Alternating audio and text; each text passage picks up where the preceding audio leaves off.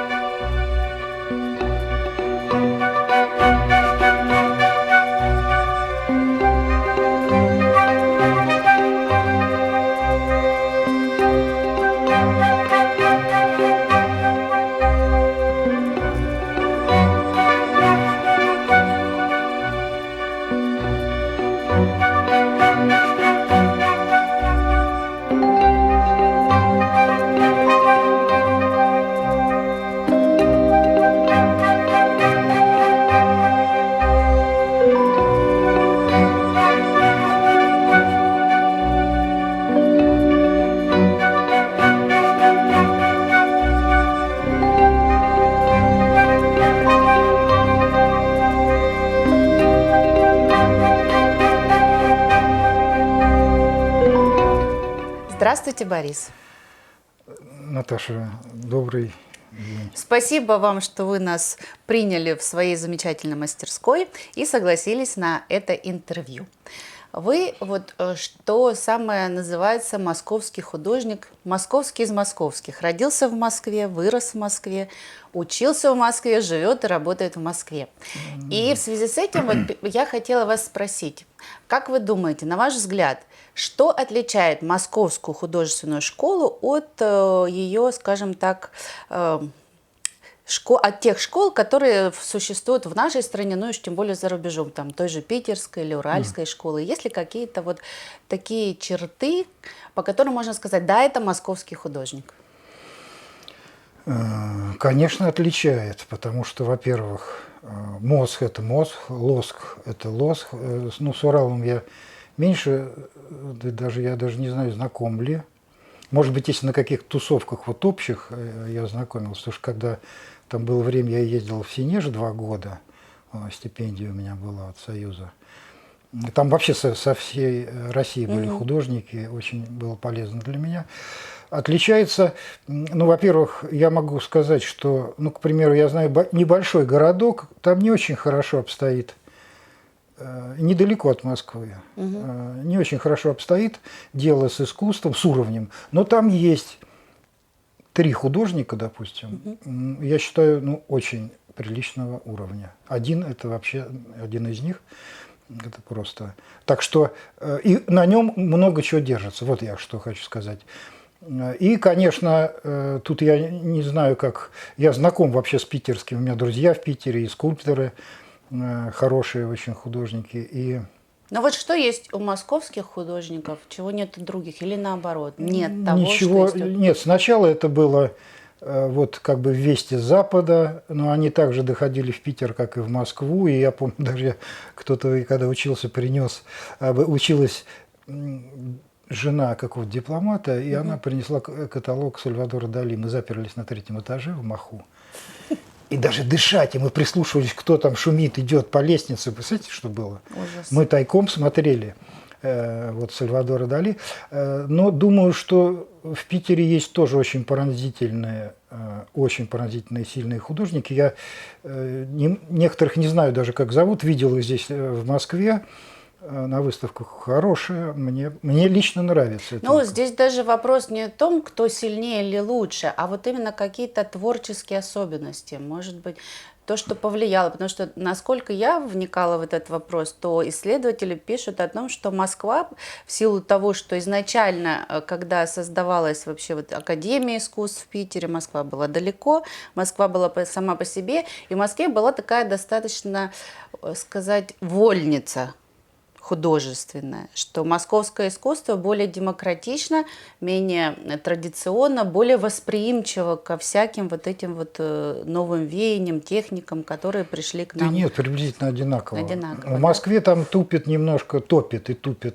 Это в свое время горком графиков, который был вроде бы совершенно развязанный такой, раскрепощенный, но там была куча как это сказать-то? Ну, если занят не скажешь, нет, ну... Последователи Сезанна. Нет, последователи, допустим, Поллока. Вдруг видишь, вот Поллоки, или там еще кто-то, или какой-то геометризм, там, допустим, они очень восприимчиво делали, но это было вообще беда. Ну, допустим, вот я, московский художник Борис Турецкий, по-моему, вот у него графика черно-белая. Я когда смотрю ее, ну, на репродукциях, великолепно там, но даже в каких-то моментах, я могу сказать, Сулаш там отдыхает. Вот. Как я его увидел в оригинале, мне плакать хочется. Почему? Потому что маленькое все. Вот такое, вот просто видно, в каких условиях жили и развивались художники. Но там, где эпатаж, там всегда вот, ну, все это быстро проходит. Ну, согласна, Кого-то сажают, да. кто-то, пользуясь этим, уезжает, кто-то сходит с ума, кто-то спевает. Ну, вот это так вот. И потом это как бы рассасывается, как кто-то сказал из великих, что быстрее всего устаревает ультрамодное. Поэтому, Это 100%, вот. да. А так мне... У меня сейчас просто немножко... Я не могу, как некий обозреватель, говорить. У меня, когда за 60 так крепко, да, как-то хочется вот... находиться в каком-то движении, да. Я знаю, я недавно, ну, сравнительно недавно. Вообще у меня один из сильнейших художников, который на меня подействовали, это Марк Ротко, которого я нашел, просто вот копался в иностранке. Вот было время, уходил там часами, сидел. Вот. Да, это ты сейчас посмотрел все в телефоне. В телефоне, да. И, значит, я его увидел, это как молоток, который меня забил. То есть я получил такой пендель на, ну, лет на 10, да. И, в общем-то, в конце концов, меня практика, просто художественная практика, она вывела из-под Ротко. И я как-то более-менее, благодаря ему во многом, это один из вот моих таких учителей, я плыл какое-то время уже так, рассчитывая только на себя. И потом, ну, сравнительно недавно я другого художника английского тоже где-то вот совершенно нарыл, открыл и был просто очарован. Это Ховард Хачкин. То есть такой же величины для меня, как Ротко, допустим. Да? Ну, так, а почему я, Господи помилуй, что я заговорил-то про монстров-то? Про монстров мы говорили, что характеризует московскую школу от, допустим, других, от питерской, от уральской, и что есть у московских художников, что они более демократичны, более восприимчивы к влияниям мировых течений. И вот вы начали рассказывать об этом. Но в связи с тем, что вы уже вышли как бы к своим учителям, я хотела вас спросить вот о чем. Каждый художник, ну, художник, настоящий художник, ну, не то чтобы мечтает, наверное, но у него это получается как бы в любом случае, как и у вас, приходит к какому-то своему узнаваемому стилю, несмотря на наличие учителей. Как говорит один наш общий знакомый, но не буду называть его фамилию, что есть художники, а есть иллюстраторы. В смысле иллюстраторы не профессии, которые иллюстрируют, а которые повторяют, подражают. И так и остаются вот в рамках этого подражания. Понятно, что все художники на чем-то и на ком-то учатся, но как бы переплавляют через себя и приходят к чему-то своему. Ваш стиль тоже претерпел очень сильные трансформации, если мы посмотрим на работу, начиная с 80-х годов, да, и до сегодняшнего дня.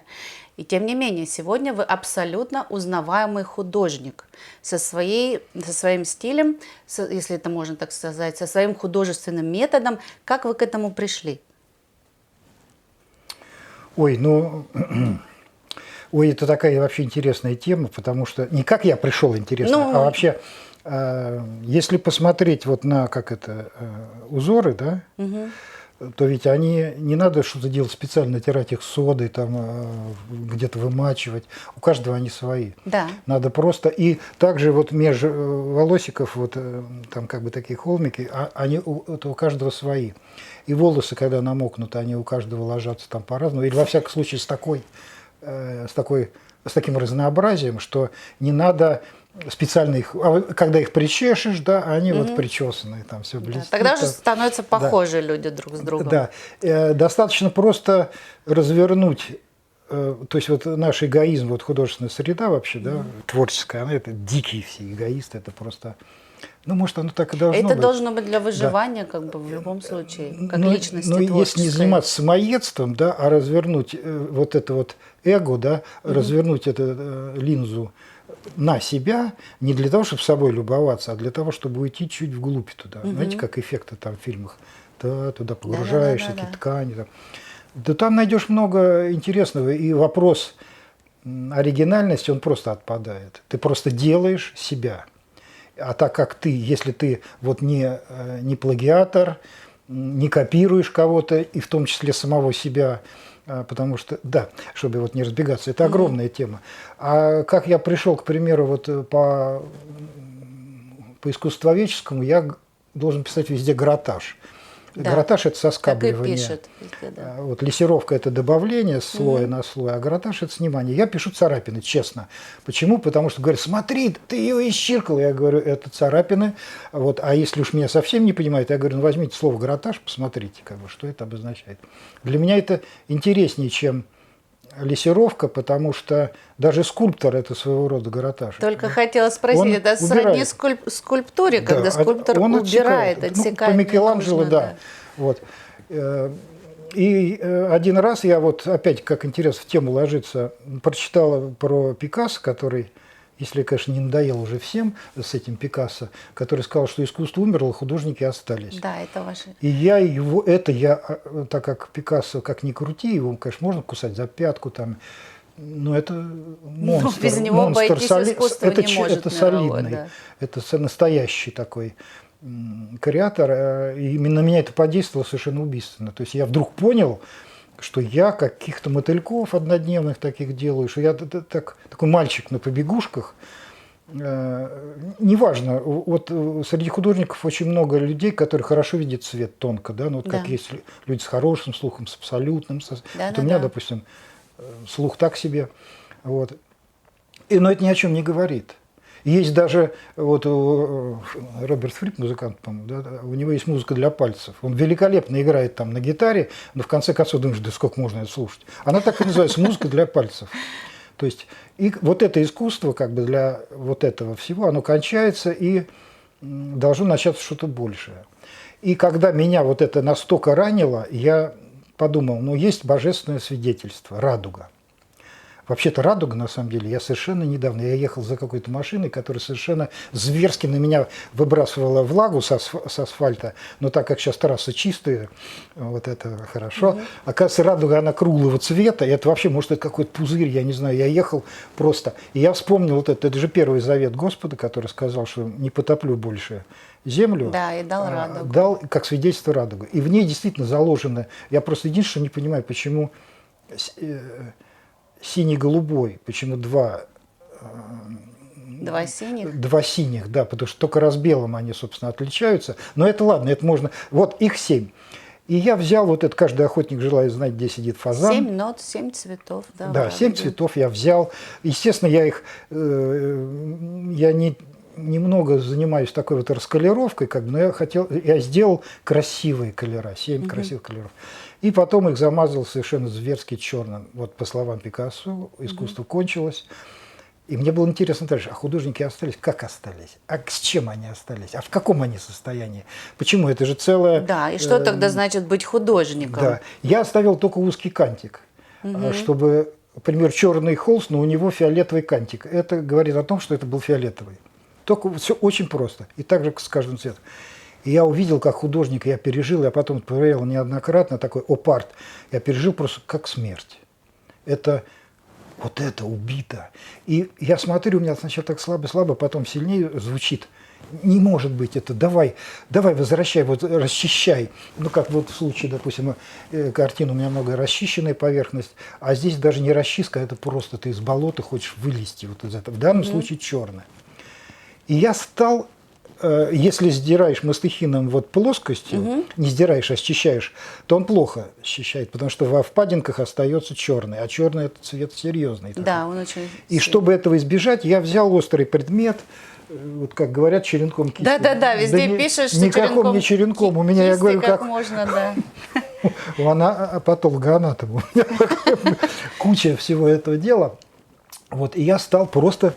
А так как это дело ритмичное, штрих, да, и опять же это сродни можно найти вот всевозможным линиям, их очень много, даже какие-то авангардисты там в науке мне говорили, что вообще все, у меня убрана эта работа, все состоит из вот таких завихрений, как бы весь вот видимый и невидимый мир состоит как бы из запятых, но они как бы прозрачные, такие как бы амебы, что ли. Ну, я не знаю, как это сказать, вот так.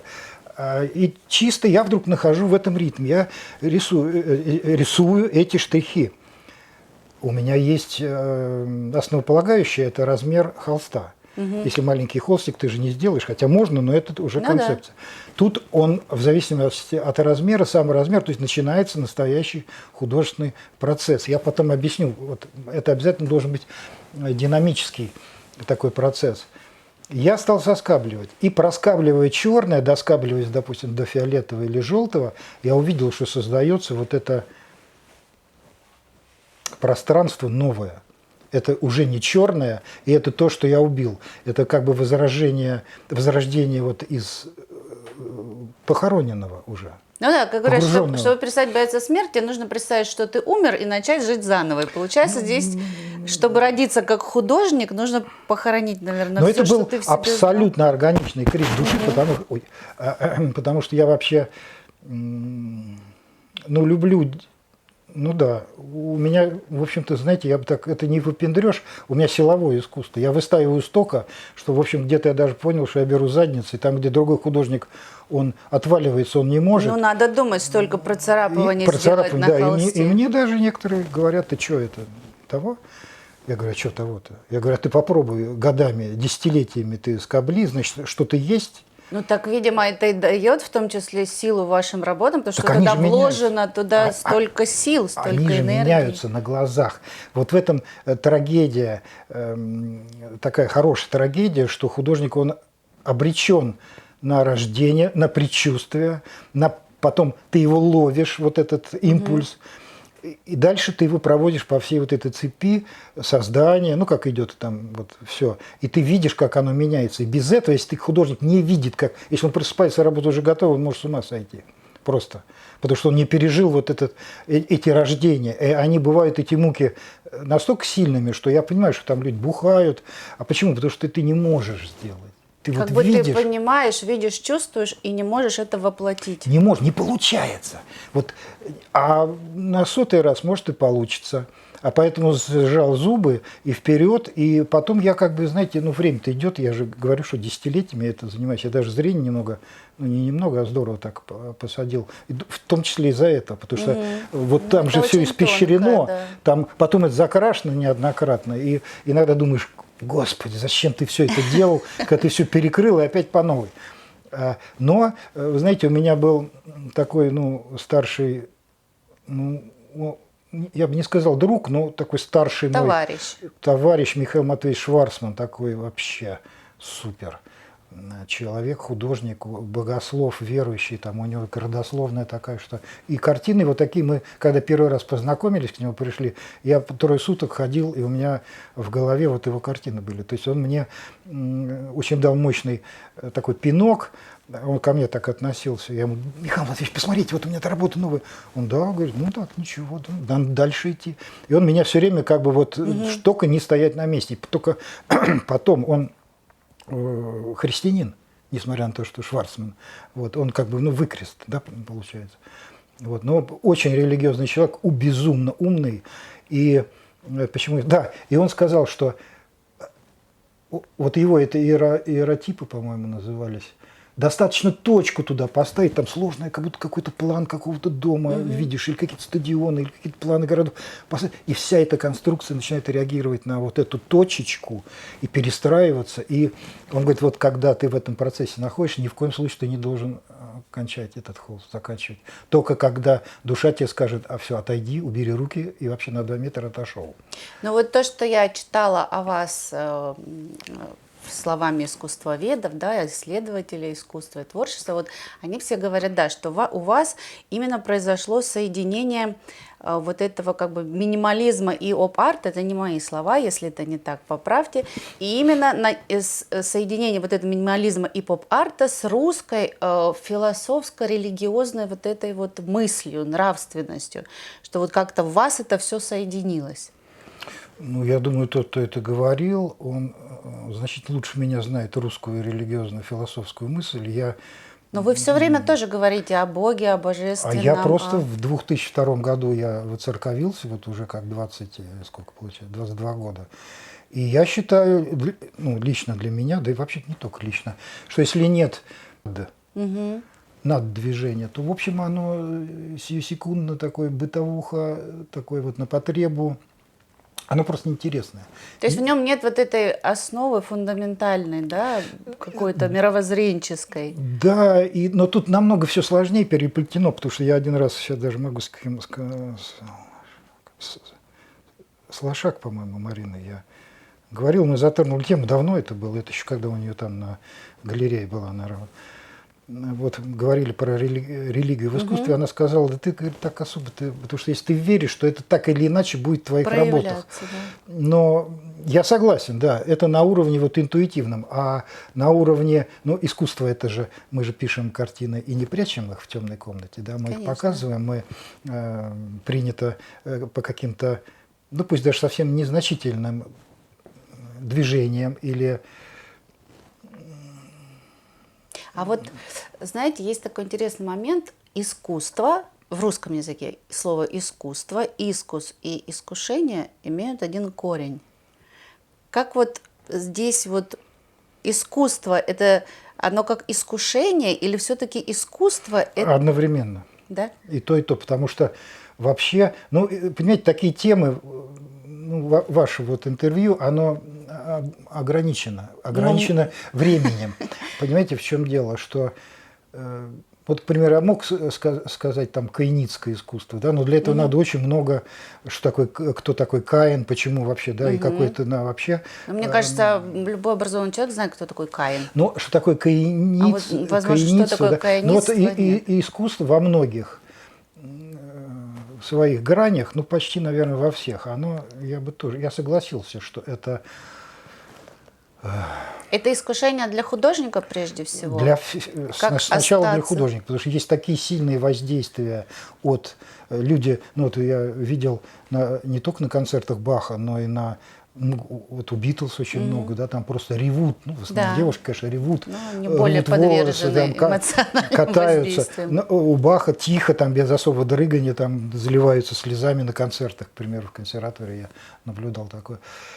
Это у Паганини, что делали некоторые его слушатели, там кончали жизнь самоубийством после того, как он играл. И, соответственно, ты сам, во-первых, думаешь, ну, вообще это как беда академизма, что я рисую так, как вот этот червяк не может нарисовать. А он червяк, потому что он не может нарисовать. То есть вот это высокомерие профессиональное. Ну, червяк, это я никого не хотел обидеть. Я вот тоже рисовать не умею, ну, значит, я червяк. Вот, но я ползу.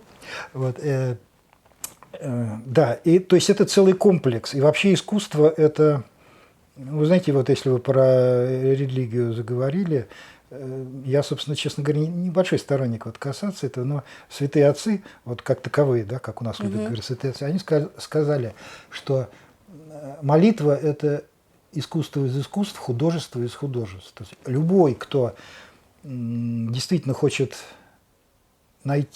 соединиться с духом, то есть со свободой, он приходит к выводу, что главное, а что второстепенное. Вот искусство в этом плане, оно, в общем-то, второстепенно. По отношению вот там, где дух, там свобода, да, искусство, оно очень тебя держит. И если ты прорываешься каким-то образом, это так называемый, я бы так сказал, сейчас вспомню, экстаз удачи, по-моему, гипнотизеров есть такой термин, когда ты гипнотизируешь, и ты видишь, что человек подчиняется, и гипнотизер испытывает необыкновенную радость, и какой-то прям, как эфир какой-то, потому что это какая власть? Ты сказал сесть, сел, встань, выпей шампанского в пустой руке, там, он пьет. Вот я просто это знаю. Вот. И представляете, как это? Представляю, но действует? это когда ты тоже чувствуешь себя создателем чего-то, что ты Да, создал, что тебе подвластно. и в конце то, что концов ты попадаешь смог. под большую ошибку, как бы. Но есть такое совершенно безобидное искусство. Это вот когда есть такие художники, ну как бессеребренники, вот у них просто потоком идет из них, и они рисуют, они не видят другого смысла. Есть и минусы в этом, но есть плюсы, что он, когда пока рисует, он меньше вот гадостей делает. Он занят, и все, вот он, знаете, как ребенку бывает, вот его организует, дай, и все. То есть в своем вот этом становлении художник, да, он должен, с одной стороны, как бы поддаться этому искушению, ну, чтобы начать что-то делать, и в то же время устоять и правильно воспользоваться, чтобы создать именно искусство. То, что мы можем назвать искусством. Чтобы это было не просто какое-то техническое рисование. Для меня, допустим, время, вот я как-то подпал под европейскую школу, так как был, ну и было, и есть там у них экспериментальная база намного богаче, у них, ну там совсем, их так не глушили, не затыкали. И вот я недавно открыл, ну просто там альбомы решили обновить с супругой, я Клия открыл, я посмотрел, прям закрыл, такая песня. Вот. У нас немножко в этом плане сложнее было. По-любому. Уже когда, к примеру, Леннона и Йоко использовали в инсталляциях там телевизоры, электронику и прочее, у нас вообще там даже близко ничего такого не было. Но и я, естественно, я как вот это вот безумный пескарь, не премудрый, который под корягой сидит, а такой, которому надо хватать. Не я, мы все на этом жили. И в какой-то момент я понял, что вот этот вот поплавок, то есть композиции, линии, там, пятна, ритмы, вот что формат, это у меня учили, и как неофит я это все впитывал, и вот пузырился просто, и очень много делал. А потом я понял, что это все не про меня, то есть некоторые доходят до этой шкалы, и так всю жизнь. Более или менее удачно они компонуют. Это все художники, ну, особенно Ну, понятно, профессиональный художник, он умеет это делать Да, профессионально. он впитал, да, и даже те, кто сделал рассос, то будет просто художники, ну, так скажем, которые ничем не блистали, он 30 лет упражнялся, потом бац, бац, бац, пошли, значит, то есть он рожает что-то уже, вот куда-то он там дошел. Вот. Мне это стало в определенный момент, ну просто банально, мне неинтересно, потому что я не хочу никому доказывать, что я умею плавать. Если я умею плавать, но это только на скорость с кем-то сравнить. Но зачем сущность плавания, это оказавшись в воде, чувствовать себя вот свободной в этой стихии, в новой, да, там ручками, ножками шевелить, в общем, держаться на воде и доплыть куда-либо там, допустим. Но вот прежде чем вы доплыли до того, чем вы занимаетесь сейчас, в вашей жизни тоже было достаточно много экспериментов, и я в связи с этим не могу не спросить вас об арт-группе «Полигон». Потому что это такое явление яркое не только в московском искусстве, но и, в принципе, в российском искусстве. Насколько я понимаю, это была не строго структурированная группа. В разное время туда входили, да, разные художники. Создали вы ее по одним версиям в конце 80-х, по другим в начале 90-х. Где правда и какие были задачи? В конце вообще? 80-х я со своими... Ну, у меня была супруга Наталья Смолянская. Вот. Она очень такой динамичный художник, очень хорошо образована. Вот. Она известная личность, да, да, она, да, полиграф там заканчивала, потом сама там продвинулась до каких-то высот. Ну, для меня, допустим, это... Ну, мы решили, вот, что значит, немножко всколыхнуть атмосферу и даже не то, что атмосферу, а, ну, как бы выставочное пространство. Но это был уже конец перестроечного времени, ну, да, вот, накануне развала Советского Союза. Ну, с развалом я не помню, но я помню, что благодаря перестройке нас приняли, там такую плеяду художников, приняли в Союз художников. Для этого, до этого оно было закрыто. И потом меня лично такие хорошие и, ну, сильные художники, ну, рекомендовали. То есть надо было 3 рекомендации. Я даже к этому кругу и подходить-то как бы не мог, потому что там один был председатель Союза художников, вот такое. Как-то элементарно, не только я один, и вот Наталья Смолянская, и Николай Насеткин, и так, кто же еще там, Женя Дыбский, Максим Кантор, в общем, много художников вот туда вот, слава богу, как-то вот это вот. Да, но в искусстве было такая сумятица какая-то. Я не помню. 17-я молодежная выставка была в каком году, я не помню. Не помню сейчас. Это вообще... Ну, в любом случае, это как конец 80-х, наверное. Ну, может быть, да. Но первая выставка полигона. Да, мы решили вот с Натальей, что надо как бы предложить новый принцип созерцания вот жизни в зале, вот, которые в свою очередь будут действовать на произведения, а произведения будут действовать на атмосферу, то есть сползать со стен, по полу, что-то висеть, натягиваться. Мы призвали еще там близких нам людей, допустим. Ну, всех пришлось уламывать, потому что мы объясняли, что это не работа на каждого, это работа совместная. И Художники не любят совместные труды. особенно, когда тебе говорят, что твоя работа будет лежать на полу, это была катастрофа. И, кстати говоря, это правильно, потому что у меня был, ну, я надеюсь, он и сейчас мне друг, Арман Григорян такой, теоретик, художник, теоретик, вот, поэт. Вот. Я говорю, я хочу бросить вот шедевры на полу, из своей картины ему говорю, вот они будут лежать на полу, хочешь наступил, а он так смотрит с иронией и говорит, а кто тебе сказал, что это шедевры? Он говорит, это признано. Это вот где-то зафиксировано. Я говорю, ну нет еще, но мы же только начинаем. Ну, я говорит, так решила уже, да. Тогда не говори, что это шедевр. В общем, он нам очень здорово помог. И вот был приглашен Евгений Гор, потом Александр Фонин, Евгений Вахтангов, Царство Небесное, прекрасный художник. Ну и Саша Фонин также. Потом Валерий Безрядин, тоже Царство Небесное. Вот. Был как приглашенный Игорь Гониковский, очень хороший художник, но он не здесь. Вот. Потом даже одноразово с нами сыграл, ну как сыграл, Гарик Виноградов, Герман Виноградов. Мы в пятером второй этаж ЦДХ. Ну, то есть это как бы была основная задача что-то поменять именно в восприятии искусства, да? Вот восприятие, в инсталлировании. Нас перло, нам надо было вот какое-то пространство, эти идеи, там действительно мы обговаривали, решали. Потом на каком-то этапе к нам присоединился искусствовед Игорь Чириков. Вот. То есть такая собралась группа. Единственный минус, который у нас был, который можно как минус определить, это то, что мы сказали, не нужны нам никакие искусствоведы, вот как таковые. То есть нам вот поддержка вот такая не нужна, мы сами все напишем. И мы действительно писали какие-то тексты, но потом я столкнулся, когда все это закончилось в 1995 году, ну, мне люди, искусствоведы, мои знакомые, с которыми тоже сказали, ну, что же вы никого не пригласили, было бы лучше. Конечно. Вот, но это, очень мало информации, я пыталась искать, очень мало это информации. моя ошибка. Моя ошибка, потому что часть писали мы, что-то написал Чириков, но немного, к сожалению.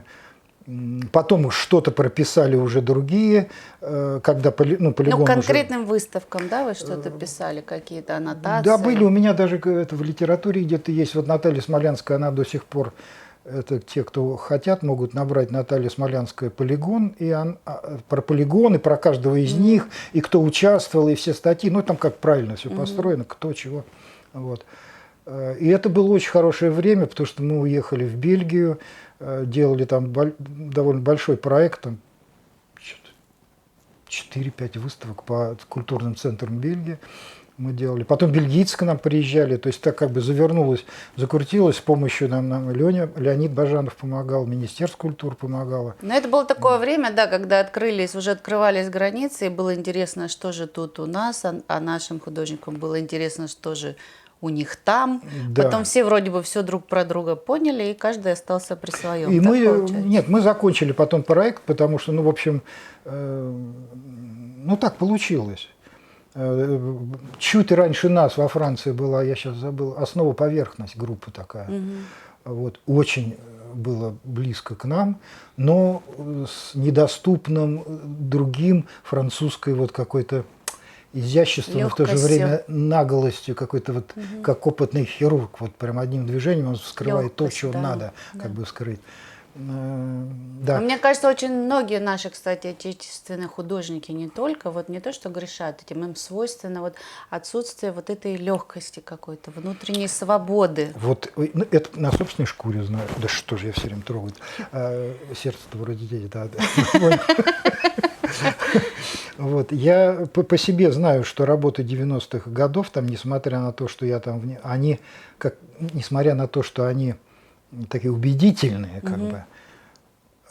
Но есть айсберг, у которого тоже там будет здоров сколько под водой, а есть такие роки, да, которые вот их не подвинешь вообще никуда.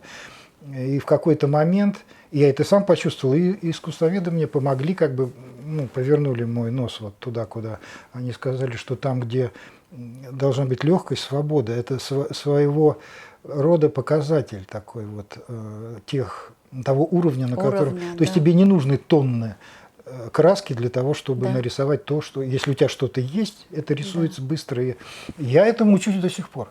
Но мне не всегда ну, вот, допустим, эта картина, там она называлась «Черная и красная», а сейчас она называется «Черная, красная и белая». Логично. Ну, потому что следующий шаг, и еще у меня есть картинка, которая называлась там «8 шагов», а теперь она называется «10 шагов». То есть это как 10 актов, чтобы вот она дошла до того состояния, которое я говорю, все, больше не надо ничего делать. Борис, спасибо вам огромное за такой интересный разговор. Я желаю вам, чтобы вы еще долго-долго шли, находили что-то новое и делились этим со зрителями и, ну, как бы со всеми любителями искусства. Наталья, спасибо огромное. Вы меня так вот как-то, как ящик с ложками, так потрясли. Они позвенели. Вот. Ну, вообще-то, вы знаете, когда я рисую, я же ничего не говорю. Я музыку много слушаю, а так ничего не говорю. Ну да, художник – это немножко другая профессия. И когда из деревни приезжаю, представьте, а со мной кто-то хочет общаться, говорить. Конечно. Она прорывает. Конечно. Будем общаться, я думаю, еще не один раз. Спасибо вам большое. Спасибо.